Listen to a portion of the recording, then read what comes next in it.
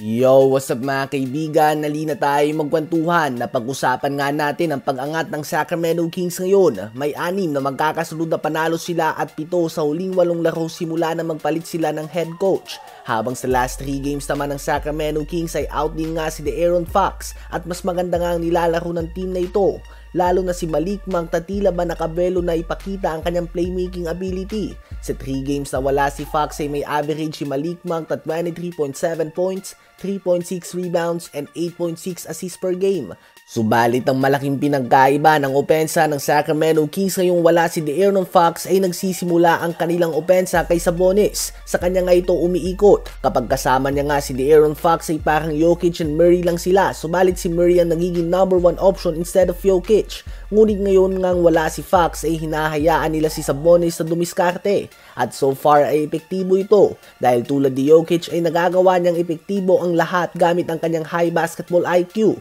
Sa ngayon ay mahirap nga na mapunto kung sino ba talaga ang naging problema sa Sacramento Kings, si De'Aaron Fox ba o ang former Coach of the Year winner Mike Brown o silang dalawa mismo. So far ay maganda ang tinatakbo ng Kings ngayon at posibleng ang paglabas ng video ko nga na ito ay ongoing pa ang game nila laban sa Chicago Bulls at looking sila to make a push for top 6 sa Western Conference matapos ang hindi magandang simula sa season na ito. Ano ba masasabi nyo tungkol dito? Sino ba sa palagay nyo ang problema sa Kings? Si Coach Mike Brown o si De'Aaron Fox?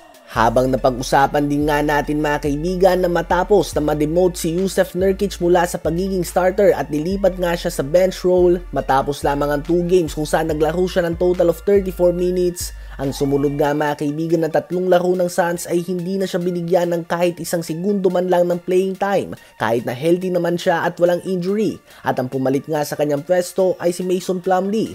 Well ngayong wala ng minuto si Nurkic ay iisipin ng iba na kay Bol Bol na mapupunta ang kanyang playing time dahil wala nang ang backup center. Subalit hindi ito ang kaso mga kaibigan, bagkus mas nabibigyan pa nga ng minuto ang second round pick noong draft na si Oso Ighodaro. 23 minutes nga last game ang nilaro niya at tila ba hindi talaga nabibigyan ng matinong playing time si Bol Bol kahit nagpapakita siya ng potensyal na tila ba ay kaya niyang gawin ang mga ginagawa ni Victor Wembanyama.